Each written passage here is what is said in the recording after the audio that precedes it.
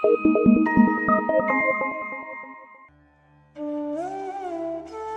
जनेन बंधुओं, सारथी सेवा समूह में आप सभी का स्वागत है। नेहा नगर निवासियों को 2020 में आचार्य गुरुवर श्री 108 विद्यासागर जी मुनिराज के परम प्रभावक शिष्य मुनि श्री 108 कुंतु सागर जी मुनिराज व एलक श्री 105 सिद्धांत सागर जी मुनिराज का चातुर्मास प्राप्त हुआ है।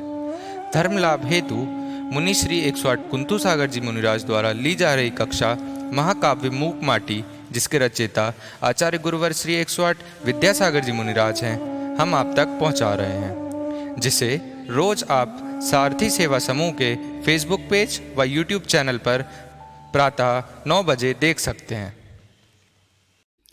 ओम नमः सिद्धेभ्यः।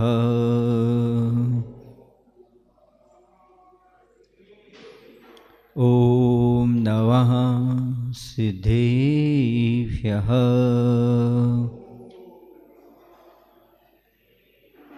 जय श्री ओम नमः सिद्धेभ्यः।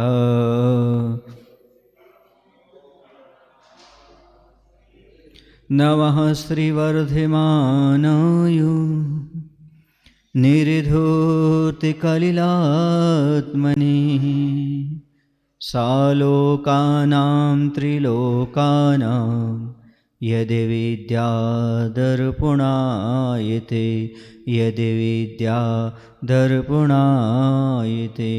बोलिए अहिंसा परमो धर्म की। देवाय देव श्री पारुषनाथ भगवान की। गुरु नाम गुरु आचार्य श्री ज्ञान सागर जी महामुनिराज की। आचार्य गुरुदेव भगवान श्री विद्यासागर जी महाराज की।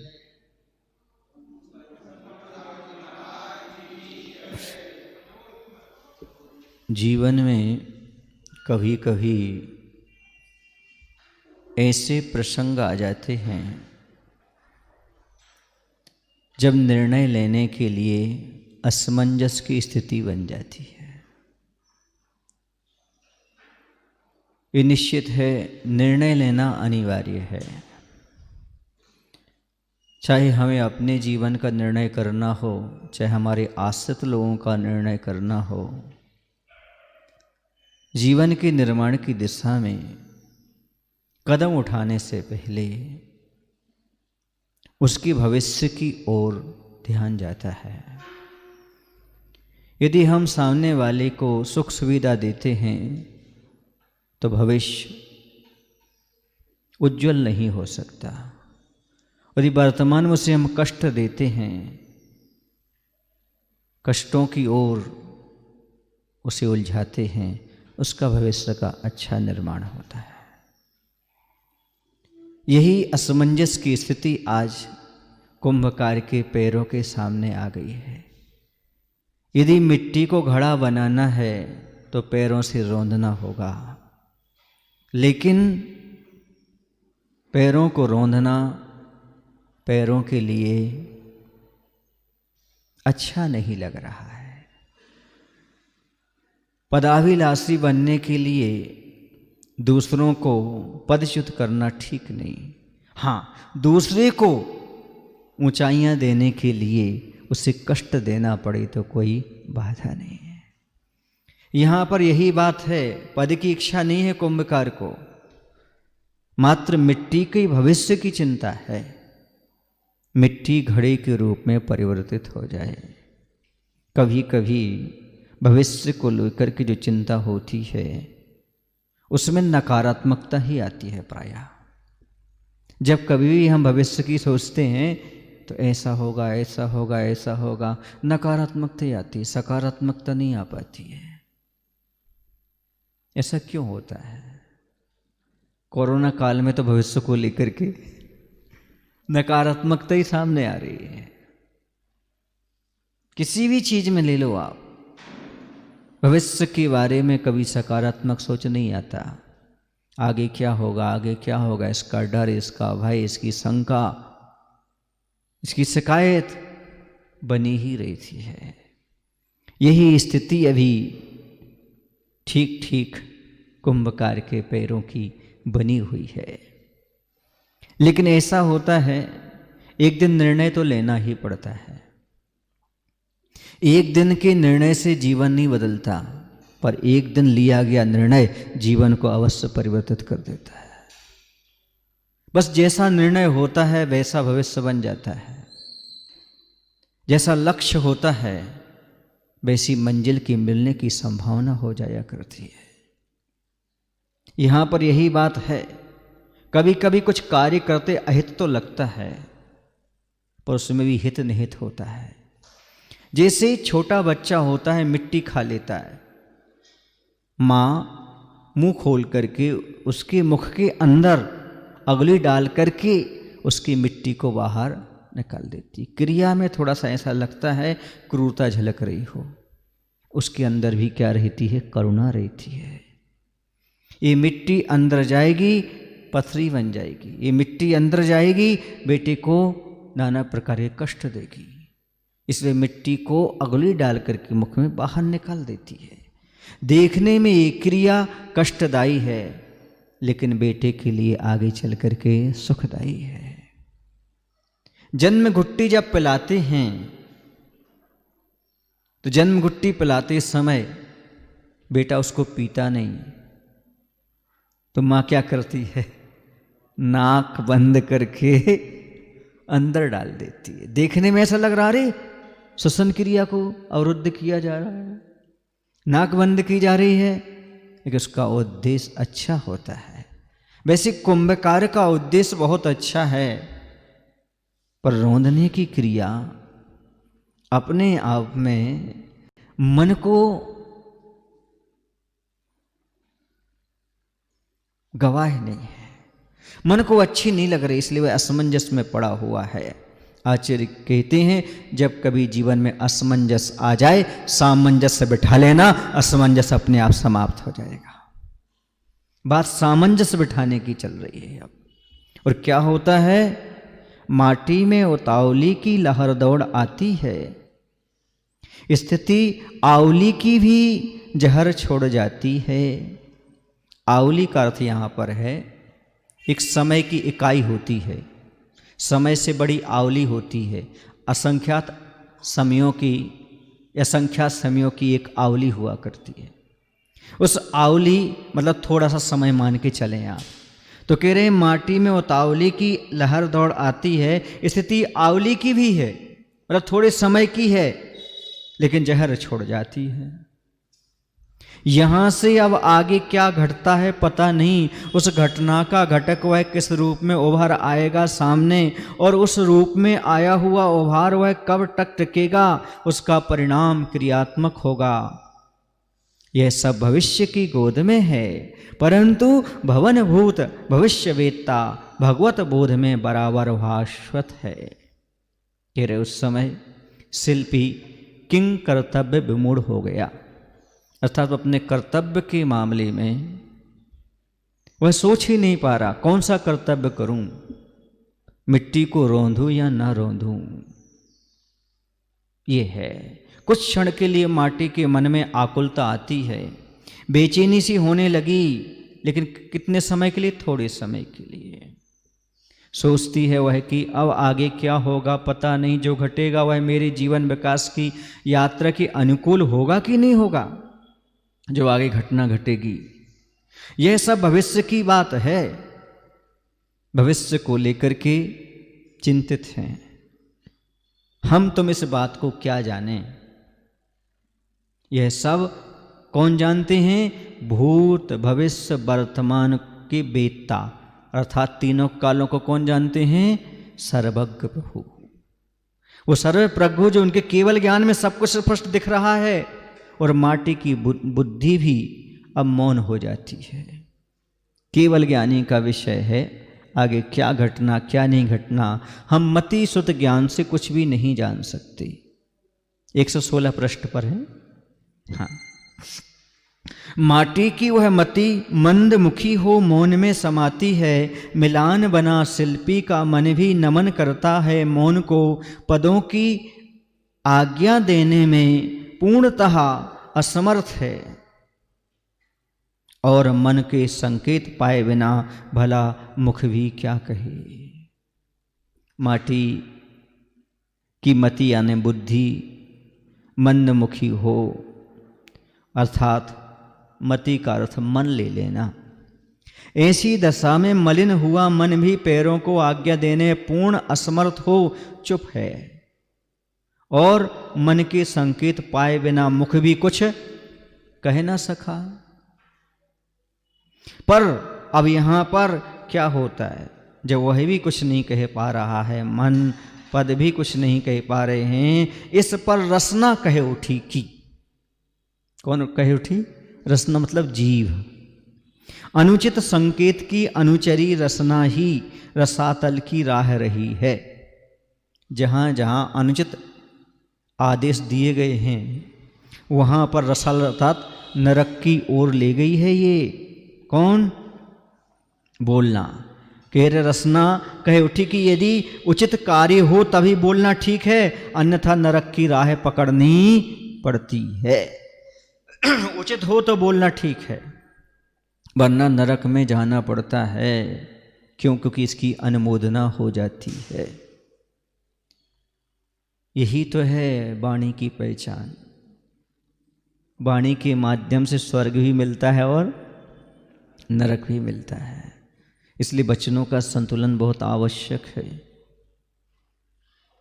इन वचनों के माध्यम से ही जीवन में, परिवार में, समाज में स्वर्ग का निर्माण होता है, और उन्हीं वचनों से इन सभी जगह नरक का निर्माण होता है। वाणी का संतुलन ही है जो घर परिवार को स्वर्ग बना सकता है। वाणी पर कंट्रोल होना चाहिए, तब महत्वपूर्ण है। यदि वाणी पर कंट्रोल नहीं है तो समझो भविष्य आपका, परिवार आपका ठीक नहीं है। यानी जो जीव अपनी जीव जीतता है, दुख रीतता है उसी का, सुखमय जीवन बीतता है, चिरंजीव बनता वही, और उसी की बनती बचनावली, 100 पर दुख निवारणी संजीवनी बटी। और कह रहे हैं जो 5 इंद्रियों को जीत लेता है, और कह रहे हैं उसमें सबसे प्रबल रसना, रसने इंद्रिय को जीत लेता है, क्योंकि सबसे कठिन है इसका जीतना। जिसने रसना को जीत लिया उसने सारी दुनिया को जीत लिया, ऐसा मान करके चलिएगा। और वह दुख से जीतता है, अर्थात उसके जीवन से दुख समाप्त हो जाता है। जो जितेंद्रिय होते हैं उनका जीवन दुख से खाली हो जाता है। इसके साथ साथ वह सुखमय जीवन व्यतीत करते, अनंत काल तक सुखमय बीतता है उनका। उस व्यक्ति के मुख से निकले वचन अपने और पर के दुखों को दूर करने वाले बनते हैं, वही संजीवनी बटी का काम करते हैं।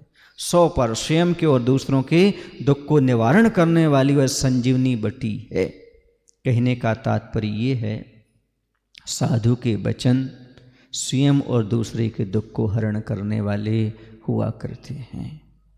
वाणी का उपयोग हर व्यक्ति करता है, लेकिन मैं कहता हूं जीवन में सबसे बड़ी कला है बोलने की कला। आदमी कितना भी पढ़ा लिखा क्यों ना हो, लेकिन उसकी पहचान उसकी वाणी से ही होती है। उसकी पहचान कभी पढ़े लिखे से नहीं होती। कोई कितना ही बड़ा ज्ञानी क्यों ना हो, लेकिन जब तक वह अपनी वाणी को संतुलित नहीं रखता, तब तक वह समाज में कभी पहचान नहीं बना सकता। पढ़े लिखे होने का अर्थ ये नहीं है कि आप किसी से कुछ भी बोल दो। ज्ञानी होने का अर्थ ये नहीं है कि आप किसी पर भी आक्षेप लगा दो, किसी की भी निंदा करने लगो। ये पढ़े लिखे की पहचान नहीं है। इसलिए कह रहे पढ़े लिखे होना इतना जरूरी नहीं है जितना वाणी का संतुलन जरूरी है।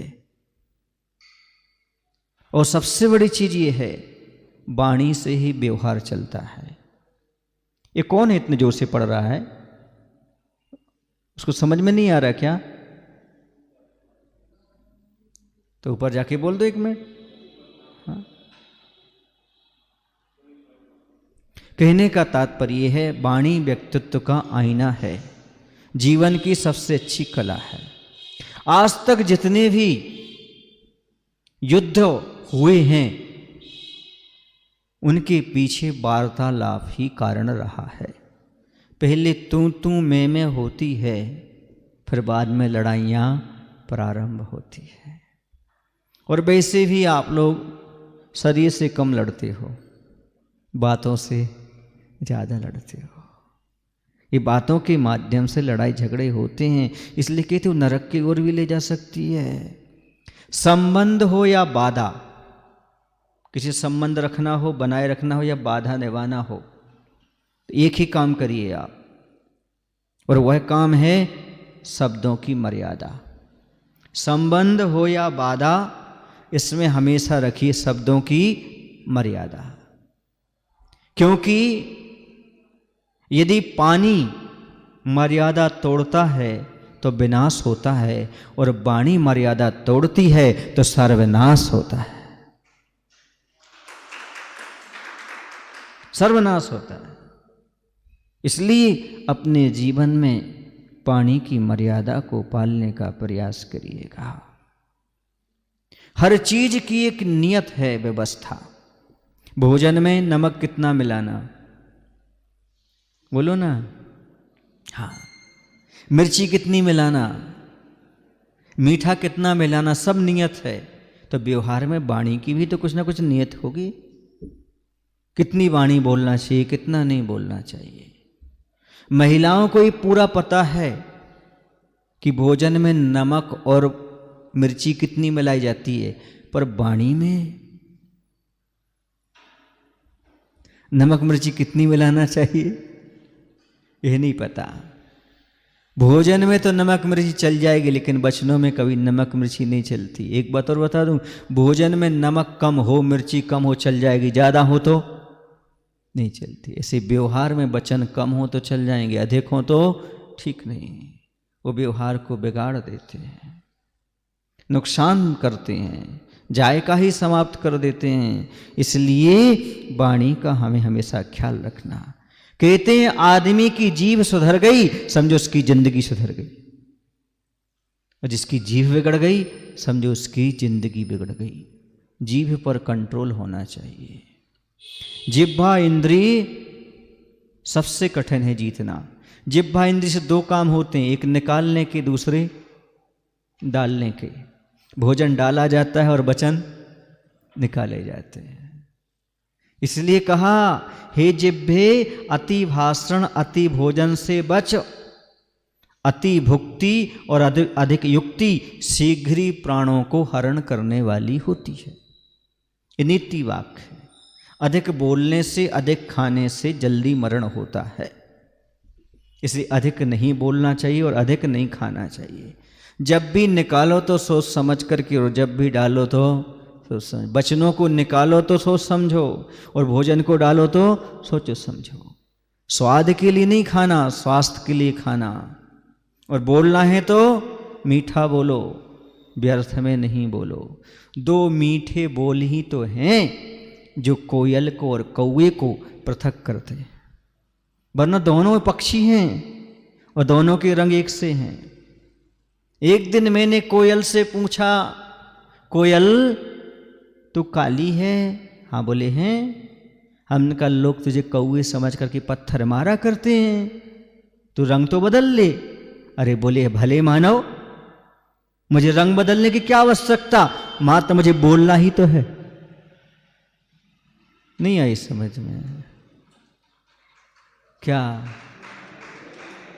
हमारी पहचान रंग से नहीं है, कलर से नहीं है, मात्र वाणी से है। कौवे और कोयल में पृथकता, विभाजन यदि किसी से किया गया तो किससे? वाणी से। ना तो कौवा किसी का कुछ हरण करता है और ना कोयल किसी कुछ देती है, लेकिन कौवे को कोई पसंद नहीं करता और कोयल को सब पसंद करते हैं। इसके पीछे रहस्य क्या है? मात्र वाणी का ही अंतर है। यदि आपकी वाणी अच्छी है तो सब कुछ है। बातचीत की मधुरता, परिवार हो, व्यवहार हो या व्यापार हो, इन सबको बढ़ाने वाली होती है। वाणी की यदि आपके मधुरता है तो आपका व्यवहार भी बढ़ेगा। परिवार भी बढ़ेगा, व्यापार भी बढ़ेगा। और यदि वाणी में मधुरता नहीं है तो कुछ नहीं। एक कहावत है, कड़वा बोलने वाले का मीठा भी नहीं बिकता और मीठा बोलने वाले की मिर्ची भी बिक जाती है। मीठा बोलते हो तो, क्योंकि हर एक आदमी मीठा सुनना चाहता है, बोलना भले ना चाहे, तो सुनना तो मीठा ही चाहता है। गलत कह रहा हूं, सही कह रहा हूं? आप भले कड़वा बोलते होंगे, लेकिन सुनना कैसा पसंद करेंगे? मीठा ही। और कभी कभी तो अच्छे से बोला करो ना। आप कड़वा बोल करके कुछ समझाते हो, कैसा बोला करो? मीठा बोला करो। नहीं आया समझ में? आप ऐसे ही आप करते हो। क्रोध में सामने वाले को क्षमा समझाते हो। इसलिए कहना ही पड़ेगा कि बातचीत की मधुरता हमें अपने जीवन में जरूर लाना है। और समय पर बोलना बहुत जरूरी है। समय पर नहीं बोला गया तो गड़बड़, असमय पर बोल दिया तो उचित कार्य हो तभी बोलना। देखो मैं आपको बताऊं, मैच चलता है,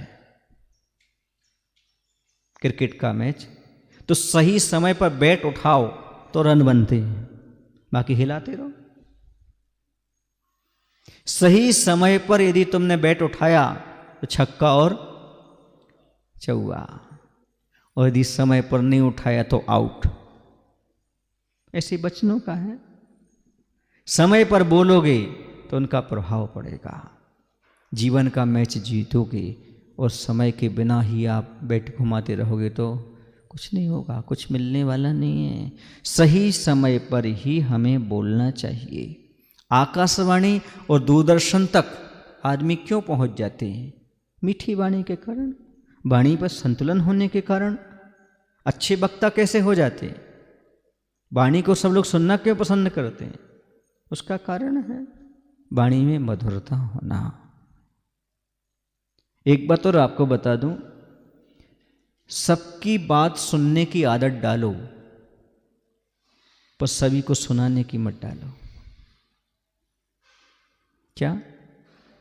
परिवार में, समाज में यदि आपके लिए सामंजस्य बनाना हो, अपनी पहचान बनाना हो, आनंद का अनुभव करना हो, तो सबकी सुनो, तो सबकी, पर सबको सुनाओ मत। सुनाओ उससे जो आपको पसंद करता हो, सुनाओ उससे जो योग्य व्यक्ति हो।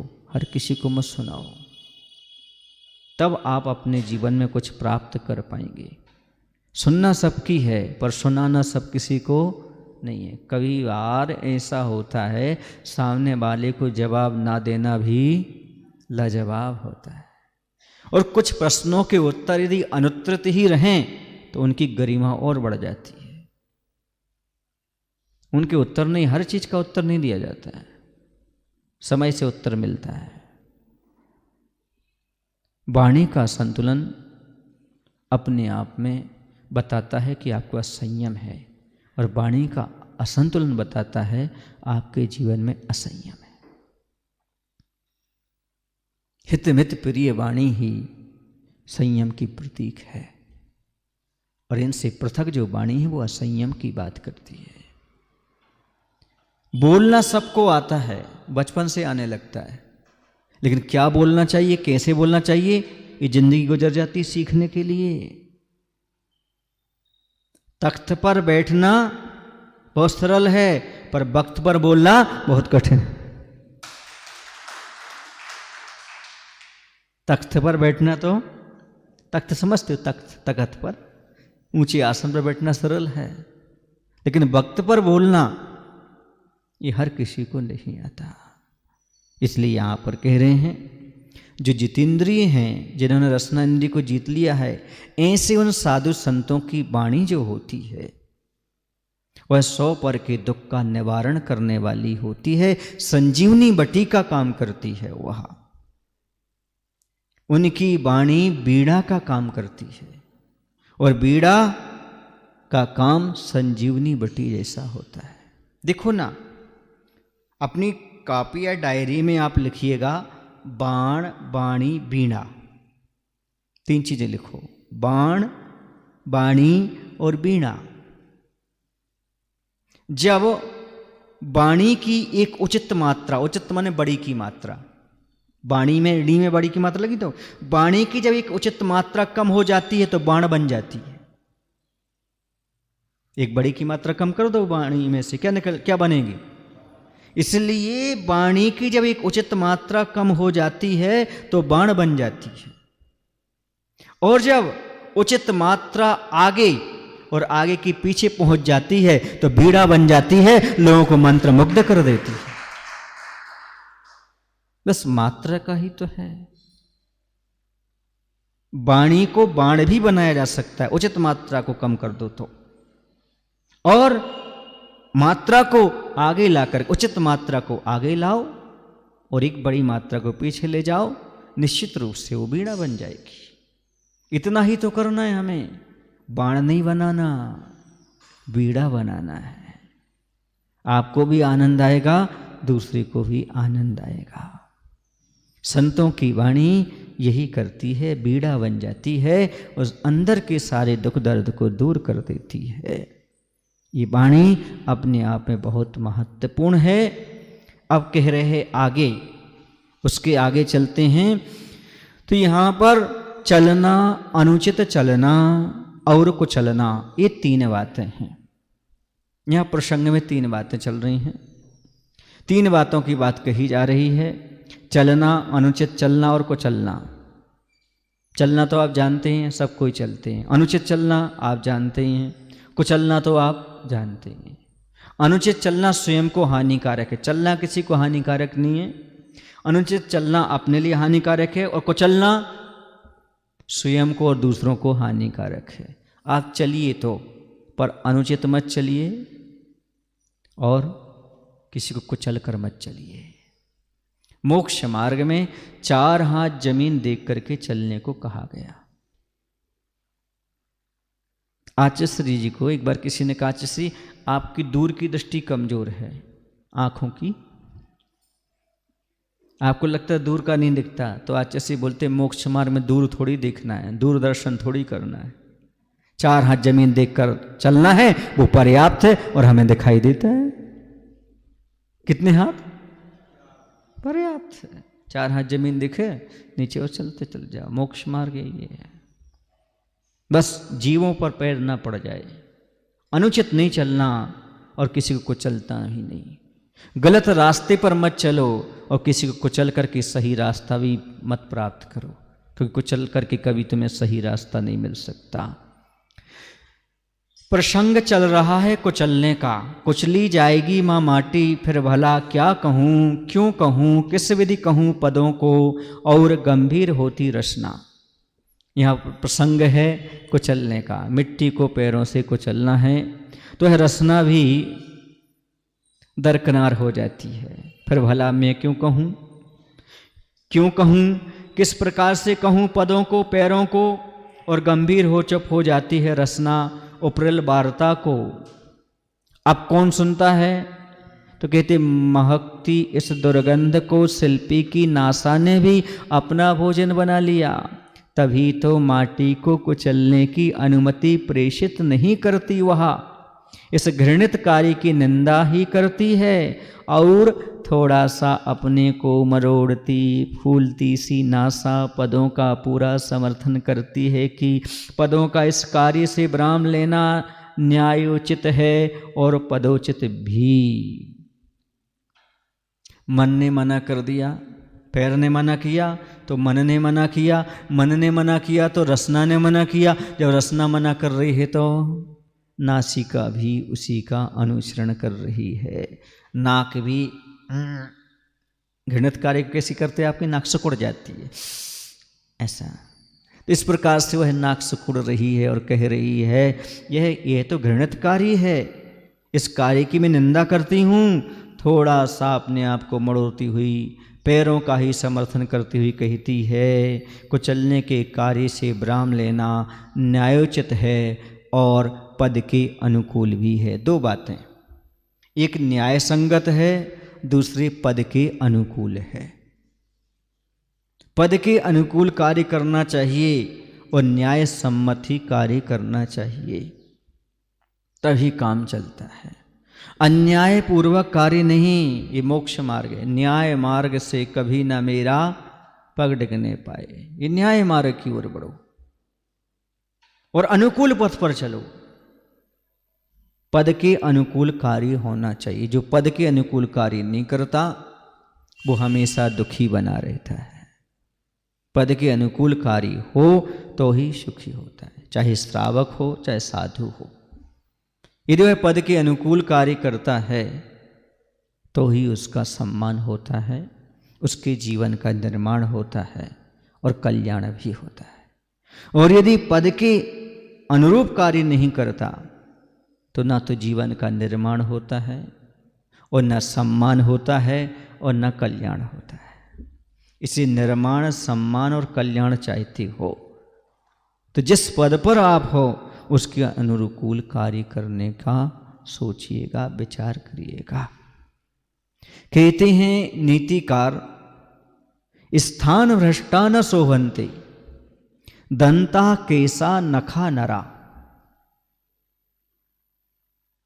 इति विज्ञाय मतिमान स्वस्थानम न परितेजित। नहीं आया आपको समझ में? नीतिकार कहते हैं स्थान भ्रष्टा न शोभन्ते, स्थान से भ्रष्ट होने पर ये शोभा को प्राप्त नहीं होते। कौन?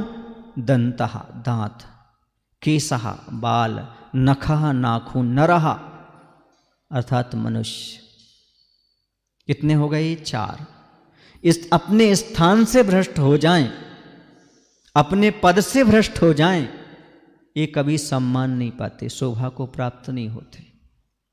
इसलिए इति विज्ञा, ऐसा जान करके मतिमान स्वस्थानम न परिचित, इसलिए मतिमान बुद्धिमानों को अपना स्थान, अपना पद नहीं छोड़ना चाहिए। अर्थात पद के प्रतिकूल कोई कार्य नहीं करना चाहिए। दांत यहां लगा हुआ अपने स्थान पर अच्छा चमकता है, शोभा को प्राप्त होता है, टूट के आ जाए तो। केस, बाल यहां पर लगे शोभा को प्राप्त होते, हाथ में आ जाए तो। नाखून जहां पर है वहां शोभा और बाहर आ जाए तो। इसी प्रकार से मनुष्य जिस पद पर है उस पद के अनुरूप यदि चर्या नहीं करता तो सुशोभा को प्राप्त नहीं होता। क्योंकि प्रत्येक व्यक्ति जानता है किस पद के अनुरूप कौन से कार्य होते हैं। अभी मैं आपसे पूछा, आप बता देंगे प्रधानमंत्री को क्या करना चाहिए, मुख्यमंत्री को क्या करना चाहिए, समाज के अध्यक्ष को क्या करना चाहिए, मुनिराज को क्या करना चाहिए, आप सब बता देंगे अभी, और आप सब जानते हैं। पर आपको क्या करना चाहिए बस ये आप नहीं जानते, इसलिए कहा जा रहा है उन्होंने ऐसा किया, उन्होंने ऐसा किया। अरे तुम तो बताओ तुमने क्या किया? तुम्हारा तो पद ही नहीं है, सावक की कोटि में आते हो, बताओ तो। अभी प्रतिमाओं की बात नहीं कर रहे, सावक हो कि नहीं, अच्छा जैनी हो कि नहीं, पहले यही तो बता दो, उसके बाद आगे की बात करेंगे अपन। पद के अनुकूल कार्य करना अपने आप में महत्वपूर्ण है। पानी छना पीना, देव दर्शन करना, रात्रि भोजन का त्याग करना। कितने लोगों का रात्रि भोजन का त्याग है? यदि बाजार की वस्तु खाते हो तो नीचे हाथ कर लो, रात्रि भोजन का त्याग नहीं है आपका। यदि रात में बनी हुई वस्तु दिन में खाते हो तो भी आपके रात्रि भोजन का त्याग नहीं है। अंधेरे में जहां लाइट नहीं है भले दिन में खाते हो, रात्रि भोजन का त्याग नहीं है। समझ में आ रहा है कुछ आपको? रात्रि में पानी भी लेते हो तो भी रात्रि भोजन का त्याग नहीं है। 4 प्रकार के आहारों का त्याग करना रात्रि भोजन का त्याग है। वह भी सूर्य अस्त के 48 मिनट पहले भोजन कर लेना, तब आपका सही रात्रि भोजन त्याग व्रत फलता है। कौन है जो 48 मिनट पहले भोजन कर लेता है सूर्यास्त के? कुछ तो हाथ की रेखाएं देखते, अभी तो दिख रहा है, झोंके आलू झोंके आलू। और सूर्योदय के 48 मिनट बाद पानी छानता आदि है क्रियाएं करता है। पीना तो अभी दूर की बात है। भोगोपभोग के कार्य में कब लगता है? जब सूर्योदय हो जाए और 48 मिनट ऊपर हो जाए, तब वह पानी की छानने आदि की क्रियाएं प्रारंभ करे।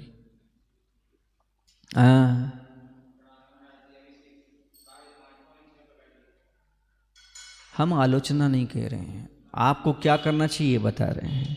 आलोचना के लिए तो संसार पड़ा हुआ है। हाँ, तुम तो पीने खाने की बात करो पहले। हाँ, वो छूटती नहीं है, यहाँ आके करो तो क्या फायदा है। वो क्रिया तो फिर भी धार्मिक क्रिया है। तो तुम्हारे भोगोपभोग की क्रिया, अभी रात्रि भोजन की बात कर रहे थे हम आपसे, आप कहाँ पहुँच गए? मंदिर में क्यों घुस गए आप? अभी घर में तो रहे आओ, अभी धरती धरे तो रहो, घर की बोलो पहले तो। रात्रि भोजन त्याग है आपका, तो घर में क्या करना चाहिए? रात में पानी पीते हैं आप, बस अब मत बोलो ज़्यादा, पहले उसको त्याग करो, फिर मंदिर में आओ, फिर बताएं क्या करना है।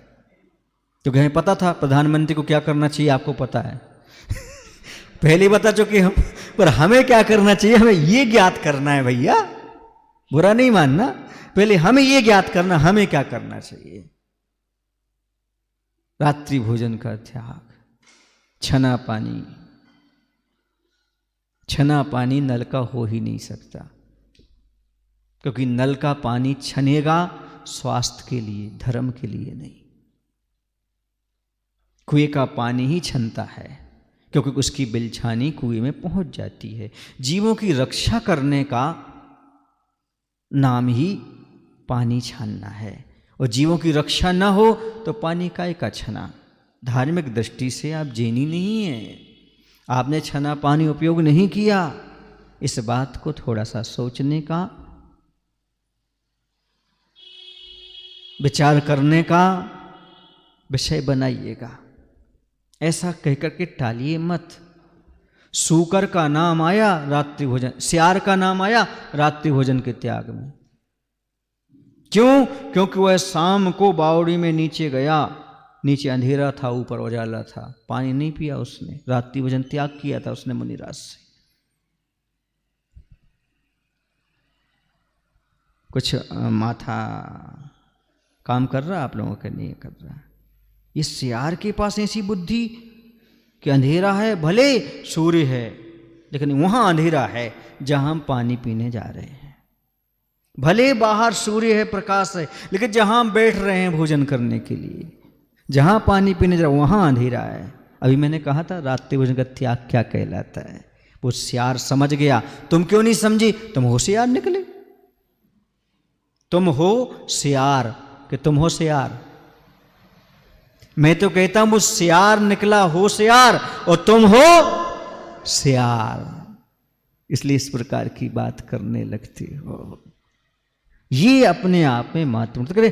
पद के अनुकूल जो कार्य करते हैं वही सुखी रहते हैं। पद के विपरीत कार्य करने वाले स्वयं और दूसरों को दुखी बनाते हैं। इसलिए पद के अनुकूल कार्य की बात कर रहे थे, इतने में आप लोग दिख गए, आप लोगों की ओर दृष्टि चली गई, तो समझ में आया कि पद के अनुकूल यदि कार्य होता है, न्याय संगत कार्य होता है, तो उसी से धर्म की प्रभावना भी होती है और अच्छे परिणाम निकलते हैं, अपना जीवन भी आनंदमय व्यतीत होता है। इस बात को हमेशा ध्यान रखना चाहिए। यह बात यहाँ पर कही गई, वह रचना भी इसी का समर्थन कर रही है कि पद के अनुकूल कार्य होना चाहिए, न्यायोचित कार्य होना चाहिए। बाल भानु की भांति विशाल भान को स्वर्णाभा को कुंदित भंगित होती देखो। शिल्पी की दोनों आंखें अपनी ज्योति को बहुत दूर भीतर भेजती हैं और द्वार बंद कर लेती हैं। इससे यही फलित हुआ कि इस अवसर पर आंखों का अनुपस्थित रहना ही होनहार अनर्थ का असमर्थन है। अब कह रहे कुंदित भंगित अर्थात मंद मंद विखरती सी, कह रहे हैं। और कैसी बात हो रही यहाँ पर, इधर माथे का तेज भी फीका पड़ने लगा। जो माथा था बाल भानु की भांति विशाल भान की स्वर्णाभा भी कैसी पड़ गई, कुंदित भंगित यानी मंद पड़ गई। और नेत्रों ने भी अपनी ज्योति को भीतर भेज पलकें बंद कर ली, आंखें भी बंद हो गई। लगता है उसने भी कुचलने रूप कृत्य का असमर्थन किया है, विरोध है। संचित में कहें तो शिल्पी के अंग उपांग सभी ने पैरों का समर्थन किया। कोई भी मिट्टी को कुचलने के लिए तैयार नहीं है। सारे उत्तमांग भी, अंग उत्तमांग सब उसी पथ के पथिक बने हैं, जिस पथ पर पथिक पद बने हैं। अर्थात जहाँ पर शिल्पकार के पैर हैं उसी पैर का सब समर्थन कर रहे हैं, मिट्टी को चलने की कोई बात नहीं कर रहा। माटी और शिल्पी दोनों निहार रहे उसे। उनके बीच में मौन जो खड़ा है, मौन से कौन वो बड़ा है। मौन की मौनता गौण कराता हो और मौन गुनगुनाता है, उससे जो सुने वही बड़ा है मौन से। अब सब के सब अंगोपांग मिट्टी को कुचलने की क्रिया के बारे में मौन हो चुकी हैं। कोई भी कुचलना नहीं चाहता। चलना, अनुचित चलना और कुचलना, इन तीन बातों को हमारे जीवन में ध्यान रखने की आवश्यकता है। हम स्वयं चल रहे हैं, ठीक बात है, पर पहले देखो हम अनुचित तो नहीं चल रहे हैं। इसके बाद देखो किसी को कुचल कर तो नहीं चल रहे हैं। चलना अच्छी बात है, कोई दिक्कत नहीं, लेकिन अनुचित चलना ठीक नहीं, और किसी को कुचलना भी और ठीक नहीं। गलत से गलत हो गया वो तो। आप किसी को कुछ नहीं देते, ठीक है, पर किसी को दुख तो मत दीजिए। ये बहुत महत्वपूर्ण चीज है, किसी को दुख नहीं देना। अपने रास्ते पर चलना एक अलग बात है, लेकिन गलत रास्ते पर चलना दूसरी बात है। और तीसरी बात, दूसरों को चलते हुए चलना और अति हो गया। इसलिए समझिए, अर्थात आप लोग अपना जीवन जी रहे हैं, जियो, अनुचित मत जियो। तीसरी बात, दूसरों को कष्ट पहुंचाते हुए मत जियो। जियो और जीने दो, अर्थात स्वयं अपना जीवन यापन करो, लेकिन दूसरे जीवों का भी ख्याल रख करके चलो। नीचे सूक्ष्म जीव होंगे, हमें चलना है, ये पैर के नीचे ना आ जाएं, इनको कुचलना नहीं है। पानी तो पीना है, पर छान के पीना है, कहीं इसमें रहने वाले जीवों को कष्ट ना पहुंच जाए। भोजन तो करना है, पर दिन में करना है, देखकर करना है, रात में नहीं करना है, जीवों का घात होगा। प्रत्येक क्रिया में विवेक अपनाओगे तो ही सही चलना होगा। विवेक पूर्वक, यत्नाचार पूर्वक चलना ही चलना है, बाकी अनुचित चलना है और दूसरों को चलना है। विवेक पूर्वक आप चलिएगा। पैर उठाते हो तो दृष्टि से देख करके पैर रखिएगा। आपको चलना आता है, पर दूसरे जीवों को घात पहुंचे तो कुचलना हो गया, और स्वयं का घात उस रास्ते पर तो अनुचित चलना हो गया। बच्चों को समझाइए, अपने मन को समझाइए, चलना अच्छा है, अनुचित चलना ठीक नहीं, और दूसरों को चलना ठीक नहीं। तभी जीवन का आनंद आ सकता है। धन्य है वो साधक, धन्य है वो मुनिराज, जो ना अनुचित चलते हैं, ना किसी को कुचलते हैं, बल्कि तो सीधे मोक्ष मार्ग पर चलते हैं, सीधे मोक्ष मार्ग पर चलते हैं। ऐसा मार्ग हमें भी प्राप्त हो, ऐसी आपके अंदर भावना जगाई जा रही है। किसी को चलना ठीक नहीं है, नहीं, क्या बिगड़ता है, ऐसा सोचोगे तो कभी जीवन का निर्माण नहीं कर सकते, अहिंसा धर्म का पालन नहीं कर सकते। अब सब के सब मौन हो गए, माटी और शिल्पी भी दोनों मौन की ओर निहार रहे हैं। सो एक प्रश्न खड़ा होता है, अब मौन से कौन बड़ा है? इसके जवाब में मौन बोलता है, जो मौन की भाषा को समझ सके वह मौन से भी बड़ा है। मौन गुनगुनाता है, जो सुने उसे वही सबसे है, वही बड़ा है मौन से। मौन को समझने वाला, मौन की भाषा को समझने वाला ही दुनिया में सबसे बड़ा है। मौन क्या कहता है? मुझे समझो ना, बड़ा बनना है ना, मुझे समझो। मौन को कौन समझ सकता है? जो मौन से बड़ा हो। आपको कौन समझ सकता है? जो आपसे बड़ा हो। इसलिए मैं कई बार कहता हूँ, ये दुनिया के लोग मुझे समझ नहीं पाए, मुझे जिनने समझा है उनका नाम है गुरु विद्यासागर। हर कोई नहीं समझ सकता, समझने के लिए भी समझ चाहिए ना, समझने के लिए भी समझ चाहिए। हर किसी को हर कोई व्यक्ति नहीं समझ सकता। मैं तो कई बार कहता हूं, आपसे भी कह देता हूं, तुमने कम से कम चातुर्मास में इतना ही कर लिया होता, कुंथु सागर को एक छोटी सी पुस्तक समझ के पढ़ लिया होता।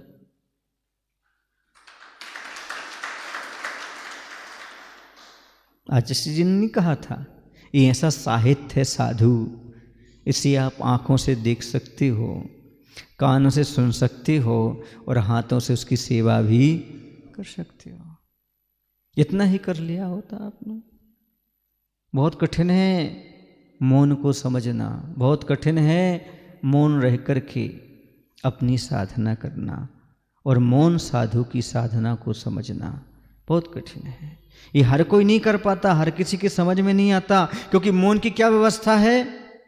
तो कहते हैं, बोल की काया वह अवधि से रची है ना, ढोल की माया वह परदि से बची है ना, परंतु सुनो पोल की छाया की अवधि सीमा कहाँ, वह सबकी निधियों की निधि है, बोध की जाया सी सदियों से सुची है ना।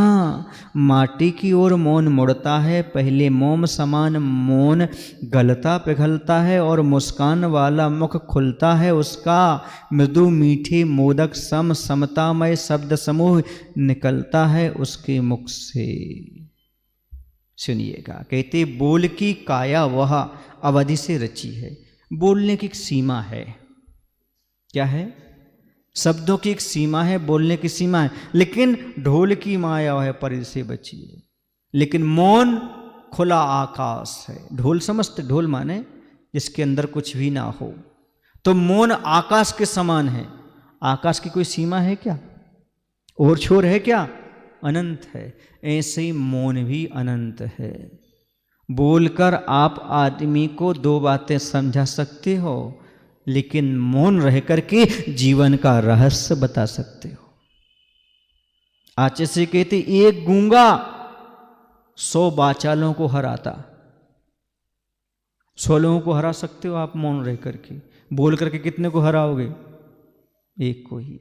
इसलिए जब कोई प्रसंग आता है तो आचार्य जी मौन हो जाते हैं। कोई पत्र पत्रिकाओं में कुछ भी निकालता है, कुछ भी करता है उल्टा सीधा, जैसे उसकी बुद्धि आती है व्हाट्सएप के माध्यम से, किसी के माध्यम से, आचार्य जी मौन हो जाते हैं। क्यों? क्योंकि मौन की तो परिधि बहुत है ही नहीं, अनंत है। जहाँ तक ले जाओ वहाँ तक। और सही बात तो ये है, मूर्खों से मौन रहकर ही जीता जा सकता है। क्या रह करके? मौन रह करके। उन्हें जवाब नहीं दे सकते आप, क्योंकि मूर्ख आदमी पहले आपकी धारणा को अपनी जैसी धारणा बताता है, फिर आपको पछाड़ता है। कुतर्कों का कोई आधार नहीं होता। कैंची के सामने कितना भी अच्छा कपड़ा जाए, उसे कटना ही पड़ेगा। ऐसे मूर्ख के सामने कोई भी जाए। एक व्यक्ति था, स्पष्ट सबको दिख रही कि गाय सफेद है, पर उसने कहा ये गाय तो काली है। राज दरबार में पहुंच गए, बोले क्यों भाई ये गाय कैसी है? सब ने बताया गाय सफेद है। उस मूर्ख आदमी से पूछा गाय कैसी? बोली काली है। बोले सबको, हमें सबसे क्या लेना, हमें जो दिख रही है हम मान रहे, बात खत्म हो गई। संकीर्णता का नाम ही तो मूर्खता है, स्वार्थ का नाम ही तो मूर्खता है, किसी की ना मानना ही तो मूर्खता है। जो हम कह रहे तो सही, 100% सही क्योंकि मैंने कह दी, ये मूर्खता की निशानी है। दूसरे के वचनों का अनादर करना ही मूर्ख की पहली पहचान है। कितना भी अच्छी से अच्छी सलाह दे दो, उसे तो उसका अपमान करना, अनादर करना है, दूसरे के वचनों का अनादर करना है, ये मूर्ख की पहचान है। तो कह रहे हैं कि मौन अनंत होता है, उसकी कोई परिधि नहीं है। पोल अर्थात आकाश की छाया की अवधि सीमा कहाँ है? कहीं नहीं। पोल कह लो, शून्य कह लो, आकाश कह लो, एक अर्थवाची है वे। इनकी कोई अवधि नहीं, कोई सीमा नहीं। वह सबकी निधियों की निधि है। संसार में जितनी भी निधियां हैं सब प्राप्त होती हैं। बोध की जायासी, बोध माने ज्ञान, ज्ञान को उत्पन्न करने वाला यदि कोई है तो मौन। जो मौन रह सकता है वो ज्ञान प्राप्त कर सकता है। सदियों से वह शुचि है, पवित्र है। माटी की ओर मुड़ने से पहले ये सब बातें आपको भी जानने की आवश्यकता है कि मौन क्या चीज है। कहते हैं कि महापुरुष इसलिए मौन रहते हैं, तीर्थंकर तो दीक्षा लेते ही मौन हो जाते, और जब तक केवल ज्ञान नहीं होता तब तक वह मौन ही बने रहते हैं। सोचिए, विचार करिएगा, क्योंकि बोलने से कुछ नहीं होता, जो मौन में हो जाता है। यदि आप कोई खास पकवान बनाते हैं उसमें मौन जरूर डालते हैं। बोलो ना, गलत कह रहा हूं? और उससे क्या हो जाता है, वो फूल जाती चीज है ना। ऐसे ही होता है। खास पकवान बनाने के लिए मौन डालने की आवश्यकता होती है, और केवल ज्ञानी भगवान बनने के लिए भी मौन रहने की आवश्यकता होती है। विद्वान है कुछ मौन रहना चाहता है, विद्वान है कम शब्दों में अपनी बात रखता है। ये विद्वत्ता की निशानी है, कम बातों में अपनी पूरी की पूरी बात रख देना, समझा देना। बकवास से कोई मायना नहीं होता, ज़्यादा बोलने से समय बर्बाद होता है, शक्ति क्षीण होती है, सामने वाले को भी बोरियत महसूस होती है। कम शब्दों में ही अपनी बात रखना। मितव्ययिता जैसे होती है वैसे मितभाषिता होती है। जैसे धन में आप मितव्ययिता रखते हो वैसे मितभाषिता भी रखा करो। असमय नहीं बोलना चाहिए, असत्य नहीं बोलना चाहिए। असमय में बोलोगे दुखी रहोगे, असत्य बोलोगे दुखी रहोगे, अप्रिय बोलोगे दुखी रहोगे, अपमानजनक बोलोगे दुखी रहोगे, अधिक बोलोगे दुखी रहोगे। अधिक बोलने से बचो। अपनी पहचान बनाना चाहते हो, कहते हैं सम्मान पाना चाहते हो तो निरर्थक बोलने से बचो। जितना अधिक बोलोगे उतना आपका सम्मान समाप्त होगा। अप्रिय मत बोलो, अप्रिय बोलने से बचो। बोलो तो प्रिय बोलो, मीठा बोलो। बोलो तो मीठा बोलो, वरना मुख मत खोलो।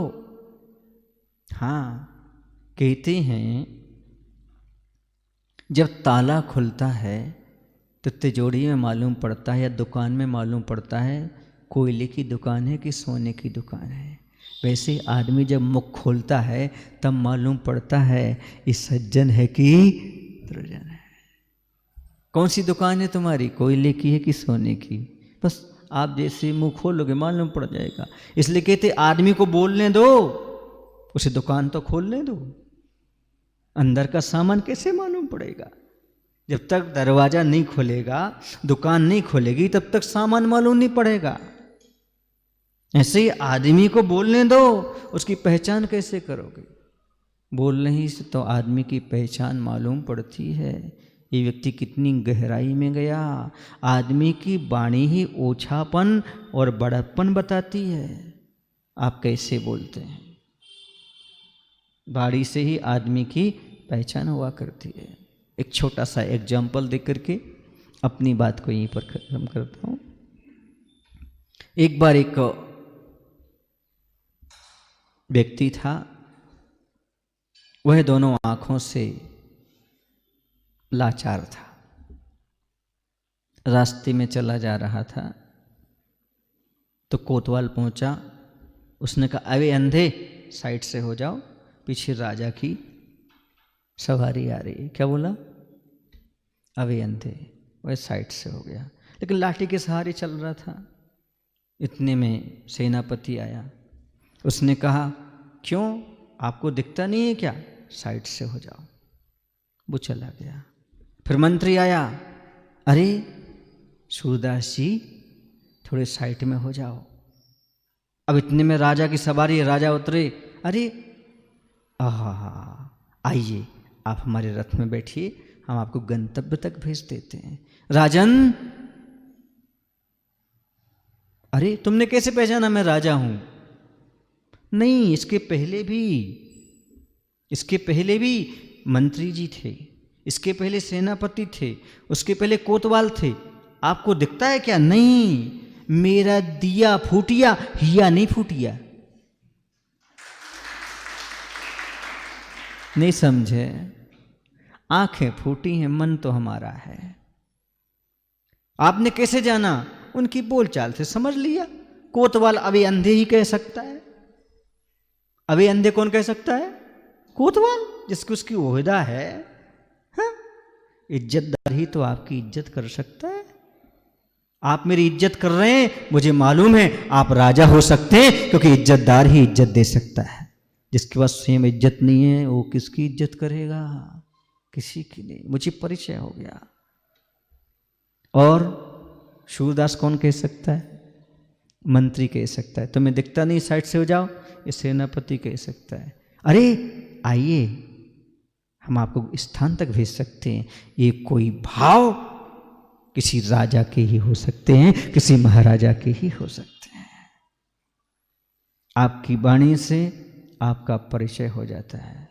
आप साधु के पास आते हैं, मौन रहें तो फायदा है, क्योंकि साधु सब समझते हैं आपकी वाणी से, आपकी भाषा से कि आप किस प्रकार के हैं। उन्हें समझाने और बताने की आवश्यकता नहीं होती है, क्योंकि आप मात्र सागर का पानी पीते हैं। वो सागर में जितने घाट घाट है ना, सब घाट का पानी पिए हुए हैं, जितने भी सागर हैं।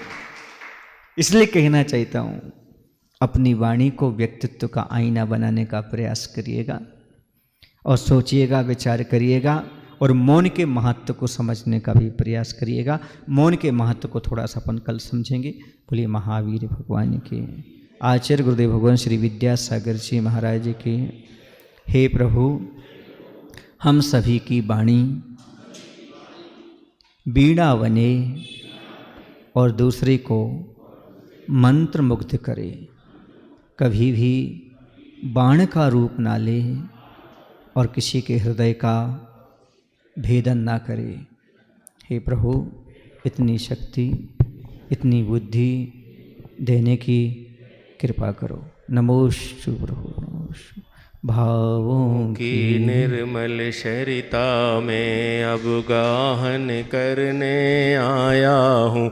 मेरा सारा दुख दर्द